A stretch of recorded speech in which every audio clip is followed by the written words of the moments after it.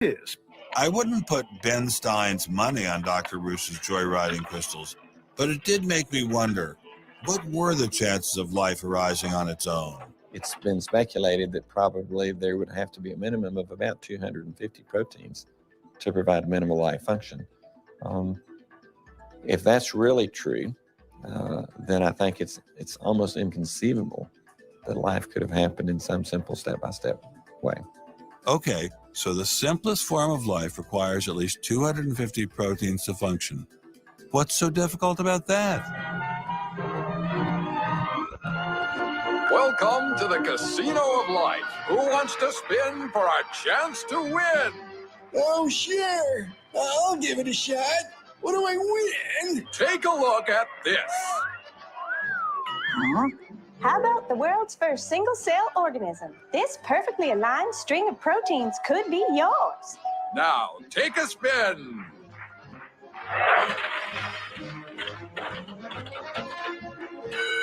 I won. Tina, tell him how many times he needs to do that to win the prize. 250. That's right, folks, and all in the correct order. But that's impossible. We've heard that before, haven't we, Richard? Come on, Mother Nature, do your thing. You stupid machine! I hate you!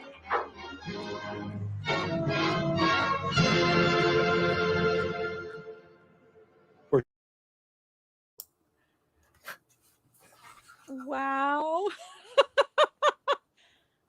250 proteins for one living cell.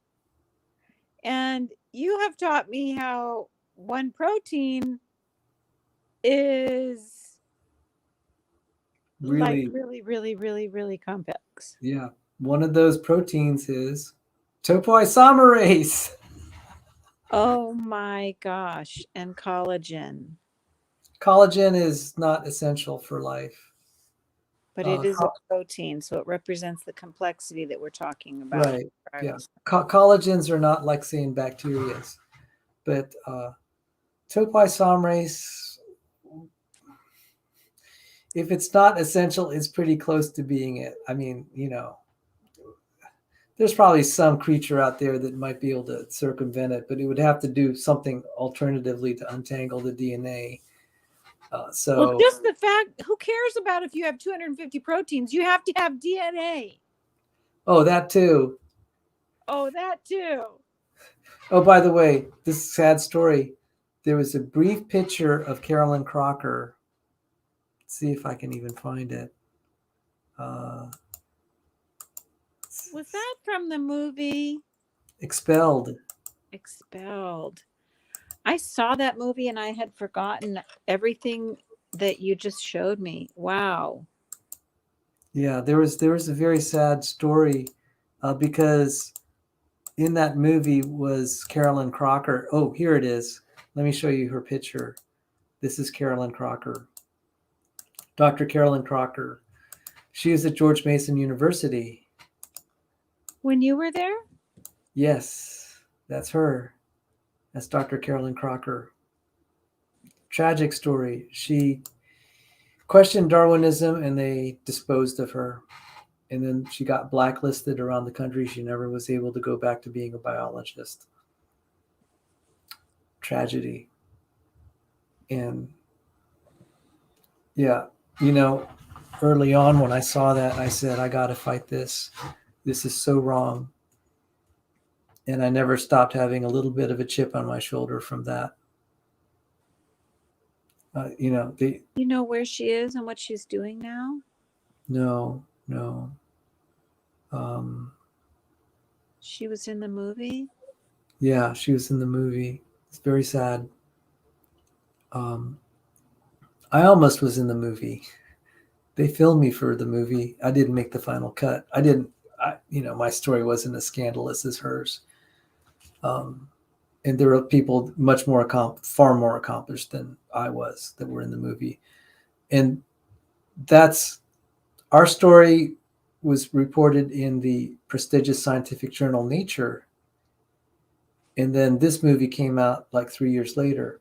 So what had happened is our story was reported April 28th edition, 2005. 3 weeks later, she gives me a call. She said they fired me. Yeah, she was expelled. At the time, I was an engineer at MITRE Corporation, and I had at least had a job at that time. But so the other side plays dirty, and that's the world we live in, and it's in God's hands. She was married to a Christian minister, and people even in her own church, Truro Episcopal, were not supporting her. That was very painful.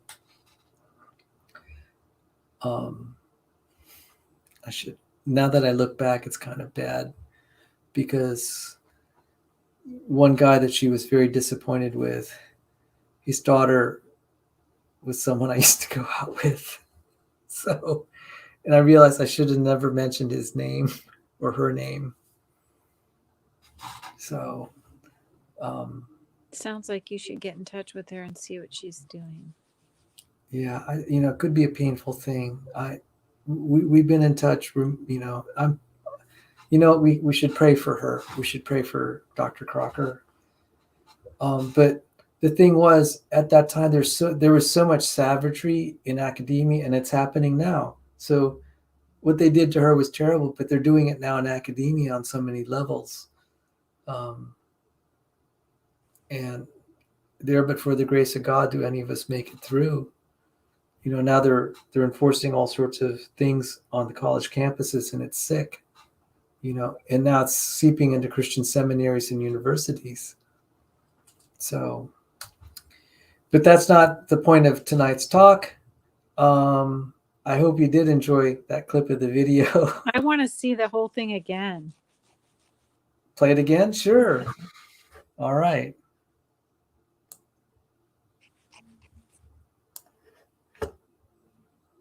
All right.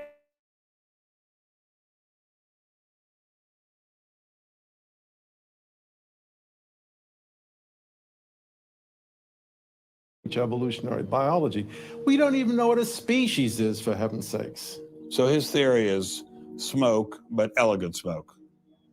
There's a certain elegance to it, but I think Einstein had the appropriate remark. He preferred to leave elegance to his tailor. A room full of smoke? That certainly wasn't what I was hearing from prominent Darwinists like Richard Dawkins. Evolution is a fact. It's a fact which is established as securely as essentially any other fact that we have in science. Richard Dawkins is so confident that evolution is a fact, and that therefore God doesn't exist, that he has devoted his entire life to spreading the evolution gospel. I'm an atheist with respect to the Judeo-Christian God because there is not a shred of evidence in favor of the Judeo-Christian God. It is completely right to say that since the evidence for evolution is so absolutely, totally overwhelming, nobody who looks at it could possibly doubt that if they were sane and not stupid. So the only remaining possibility is that they're ignorant, and most people who don't believe in evolution are indeed ignorant. But the people I spoke with weren't ignorant. They were highly credentialed scientists. So there had to be something else going on here. So you think the whole theory of evolution is false, or just certain parts of it? Well, again, evolution is a slippery word. I would say minor changes within species happen. But Darwin didn't write a book called how existing species change over time. He wrote a book called The Origin of Species. He purported to show how this same process leads to new species. In fact, every species. And the evidence for that grand claim is, in my opinion, almost totally lacking. How does Darwin or Darwinism say life began? Well, he didn't know. And in fact, nobody knows. So Darwinism, strictly defined, starts after the origin of life and deals only with living things.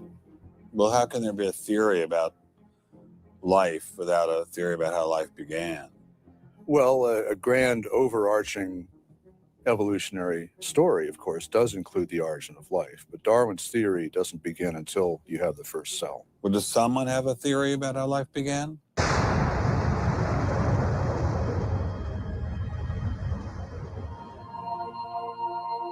This is the story of a small planet in space called Earth.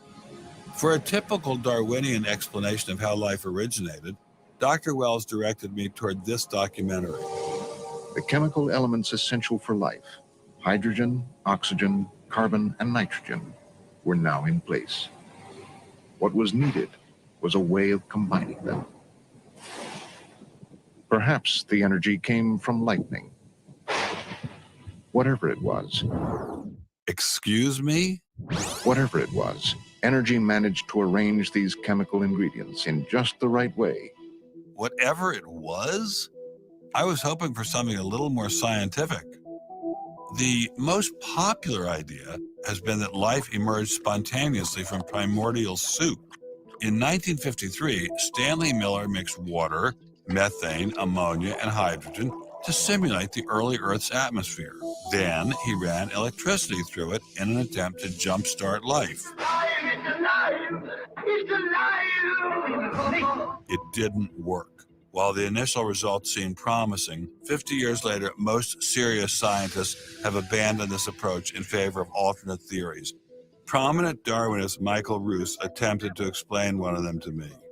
He wasn't kidding. How did we get from an inorganic world to the world of the cell? Well, one popular theory is that it might have started off on the backs of crystals. My crystal ball. Molecules piggybacked on the back of crystals forming, and that this led to more and more complex. But of course, the nice thing about crystals is every now and then you get mistakes, mutations, and that this opens the way for natural selection. But at one point there was not a living thing. Yeah. And then there was a living thing. How did that happen? Well, this is I just told you. And I don't see any reason why you shouldn't go from very simple to more and more complex to more and more complex. I don't either, but I don't know how you get from mud to a living cell. That's my question. Yes, well, I've told you. I think it was on the try back one of more crystals. time. On the backs of crystals. On the backs of crystals is at least one hypothesis, yes. So that's your theory, and you think that is more likely and less far-fetched than intelligent design? I think it is. I wouldn't put Ben Stein's money on Dr. Roos's joyriding crystals, but it did make me wonder, what were the chances of life arising on its own? It's been speculated that probably there would have to be a minimum of about 250 proteins to provide minimal life function. If that's really true, then I think it's almost inconceivable that life could have happened in some simple step-by-step way. Okay, so the simplest form of life requires at least 250 proteins to function. What's so difficult about that? Welcome to the Casino of Life. Who wants to spin for a chance to win? Oh, sure. I'll give it a shot. What do I win? Take a look at this. How about the world's first single-cell organism? This perfectly aligned string of proteins could be yours. Now, take a spin.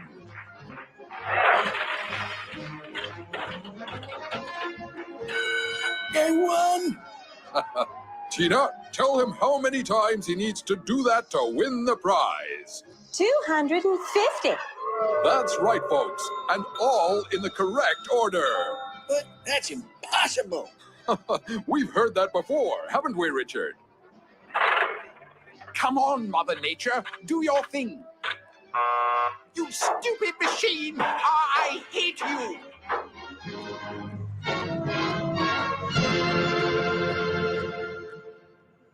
We're talking about something.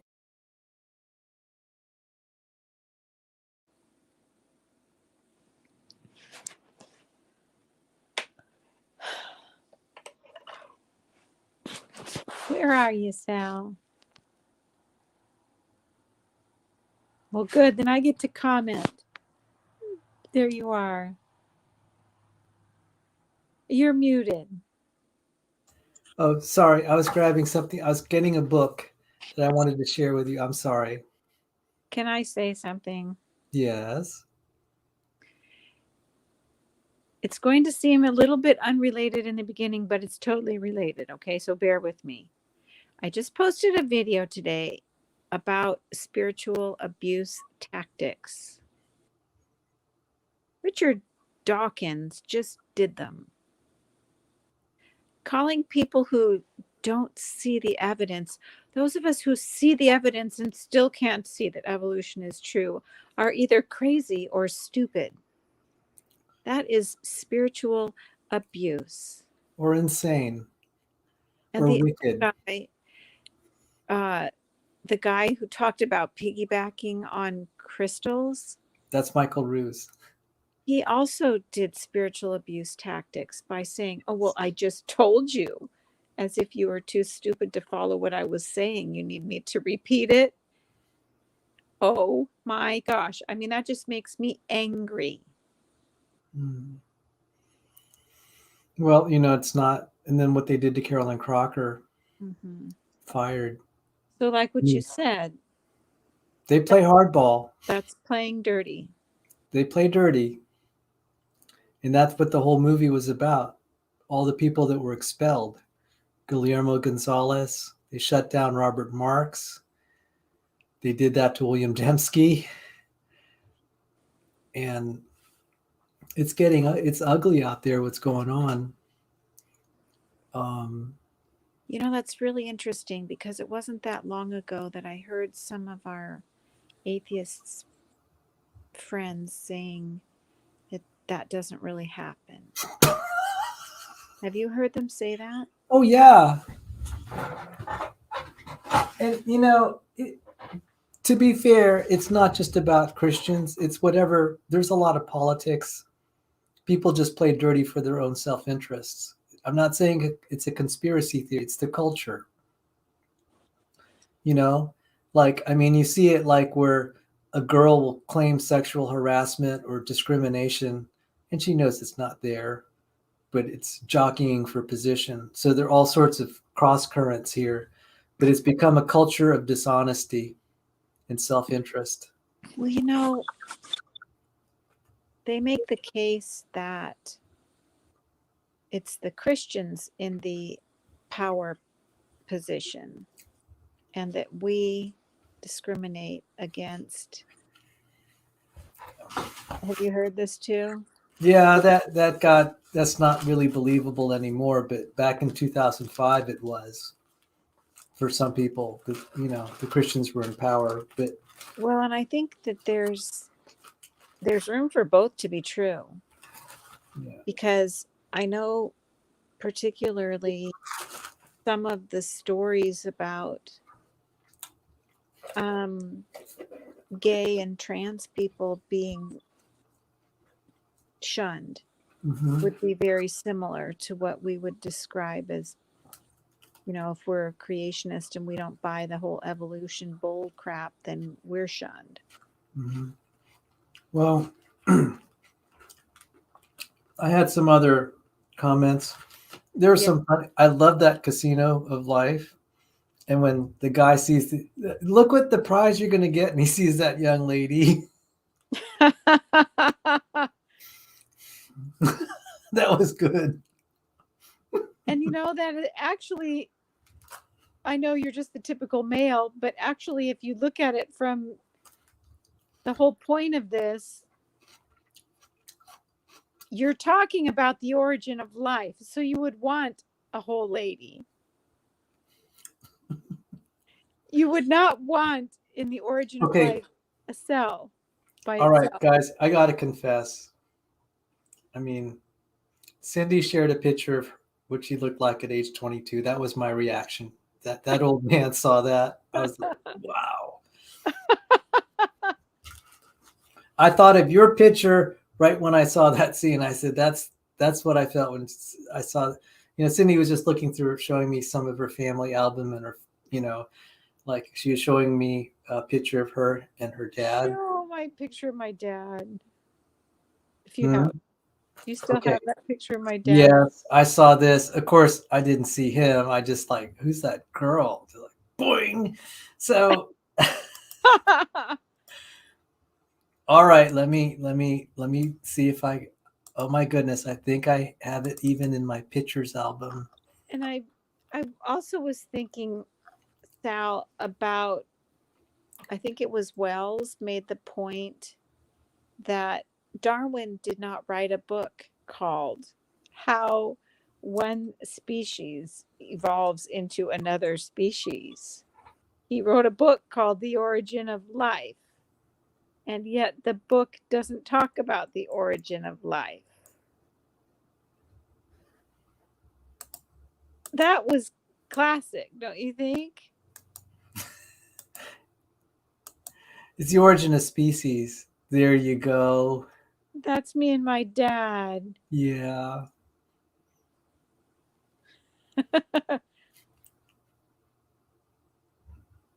I don't remember why we were talking about my dad, and I showed you that picture. Yeah, we were just talking about our families. Yeah. My dad is a part of my testimony because he's the one who used to bring me to national parks. And I would see the beauty of creation. And then when we drove home back to the city, you would see how the humans wrecked God's beautiful, pristine creation. And that's when I saw God. And so I said So I'd the say casino. huh? So the casino. How about the way Richard Dawkins is kicking the slot machines at the end? That was so funny. How did they get his voice? That sounded Someone just imitated like it. him. I know, it's so funny. That was so funny. So It's really actually not, though, how he lies.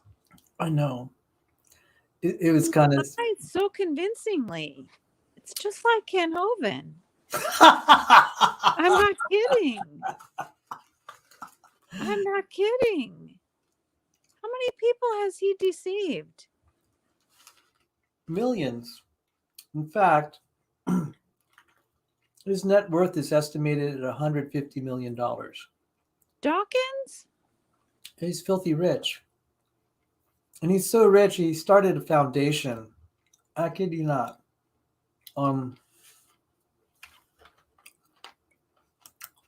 Since we're talking about Dawkins, let me see. Excuse me.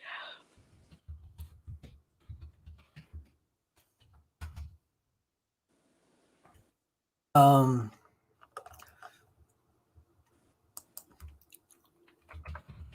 his book sales? Television deals. Yeah. Yeah, he was an intelligent. Okay. This is from okay, this is so funny. Okay. He's a cult leader. And people don't like admitting it. But he has a following. So you can join Richard Dawkins' cult if you're willing to pay $500,000. What? My man in the pub was at the very low end of what believers will do and pay for. The Richard Dawkins website offers followers the chance to join the Reason Circle, which, like Dante's Hell, is arranged in concentric circles. For $85 a month, you get discounts on his merchandise and the chance to meet Richard Dawkins' Foundation for Reason and Science personalities, not even him. Obviously, that's not enough to meet the man himself. For that, you pay $250 a month, or $5,000 a year for the chance to attend an event where he will speak. When you compare this to the going rate for other charismatic preachers, it does seem on the high side. Wait a minute. The Pentecostal evangelist Luke Morris. What? Charismatic preachers? Yeah. The Pentecostal evangelist Morris Cirillo, for example, charges only $30 a month to become a member of God's victorious army, which is bringing healing and deliverance to the world. And from Cirillo, you get free DVDs, not just discounts. But the $85 a month just touches the hem of rationality. After the neophyte passes through the successively more expensive Darwin circle and then the evolution circles, he attains the innermost circle, where for $100,000 a year or more, he gets to have a private breakfast or lunch with Richard Dawkins and a reserved table at an invitation only circle event with Richard as well as all the benefits listed above. So he still gets a discount on his Richard Dawkins t-shirt saying, "Religion, together we can find a cure." Is this The for website, real? huh? Is this for real? As far as I know, people have been pointing it out. Okay, the guy's very rich, okay? This is how you get some big donations. And Donations? Is he a non-profit? he has a foundation. Okay. Now, the In website. other words, that is a false front for a money scheme, just like Kent Hovind. It's a personality cult. Has nothing to do with science. Get a 501c3 and you can get free money. Okay, the website suggests that donations of up to $500,000 a year will be accepted for the privilege of eating with him once a year. At this level of contribution, you can become a member of something called the Magic of Reality Circle. The Magic of Reality. I don't think any irony is intended. At this point, it is obvious to everyone except the participants that what we have here is a religion without the good bits. Dawkins is the founder of a religious cult. Atheist. Wait a minute. I have to throw a tizzy and get really red in the face. Evolution is not a religion. Who am I imitating for 500 points? Who am I imitating? We just debated him. Aaron Ra. Evolution is not a religion. Dawkins is the founder of a religious cult. Atheist? Ha! There's nothing more laughable than that. Dawkins believe in a god named Dick Dawkins.